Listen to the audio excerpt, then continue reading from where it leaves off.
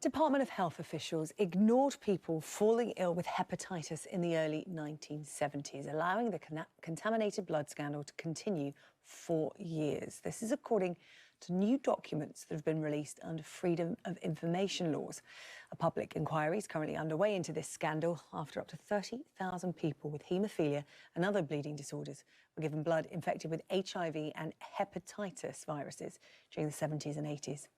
Well, now, the minutes of a 1974 meeting show that senior medics were aware that haemophiliacs were being given imported blood products that were making them ill. Well, let's go to Coventry now. We can speak to Jason Evans. He's the founder of Factor 8, the independent haemophilia group, and a core participant in the infected blood inquiry that is currently underway. Good morning to you, Jason. Good morning. This new line of inquiry that's come out, new papers showing that senior medics allowed this scandal to continue. What's your reaction to that this morning? Well, I think the more that this is looked into, you start to see that the risks were known further and further back.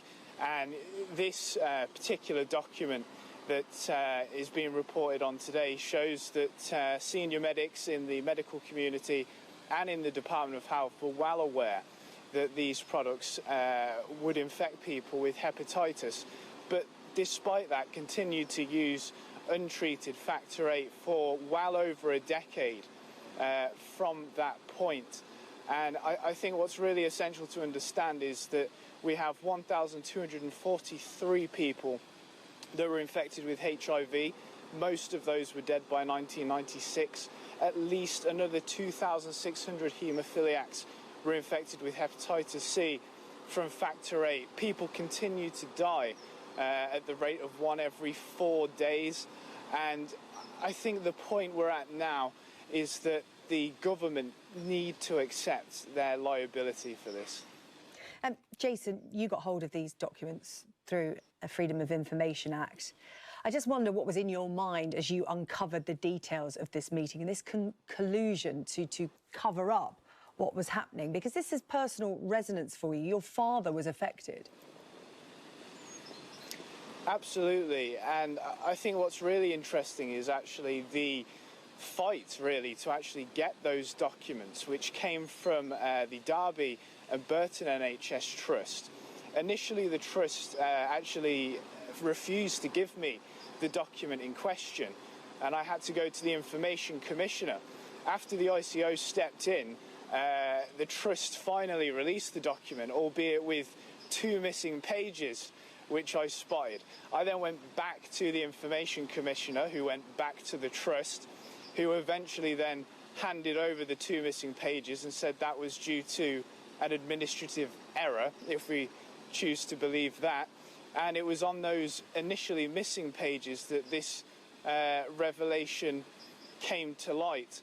And, you know, it's unbelievable, really, that even the notion was there that known infected medicine, this Factor 8 medicine, should continue to be provided to patients, manufactured, of course, by the then subsidiary companies of the likes of Bayer, Baxter and Revlon Healthcare, and the BPL, which was owned and operated by the Department of Health itself back in the 70s and 80s.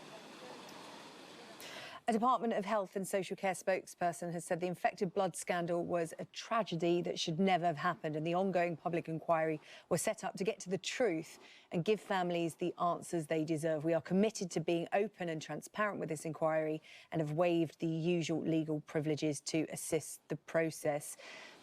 You're suing the government for negligence. Do you think you'll get answers? Do you think that anyone will be punished for this as a result? What is it that is your end goal? Ultimately, our goal is to have it on the official record that there was wrongdoing here and that this was completely avoidable. And I think we're in this bizarre situation now where, of course, the victims and families call it a scandal, but also the Department of Health themselves said at the opening hearings of the inquiry that there was at best a lack of candour and at worst a cover-up. And so we're in this situation where, you know, victims, lawyers, civil servants even that I've spoken to are kind of stood around looking at each other thinking, why haven't the government accepted liability for this? You know, people are dying, they're seriously ill, and I think it's time that the government stopped dragging those people through the court and said, look, we're going to accept liability for this and we're going to get this sorted. And it's so long overdue. We don't need to wait for the end of the inquiry for that to happen.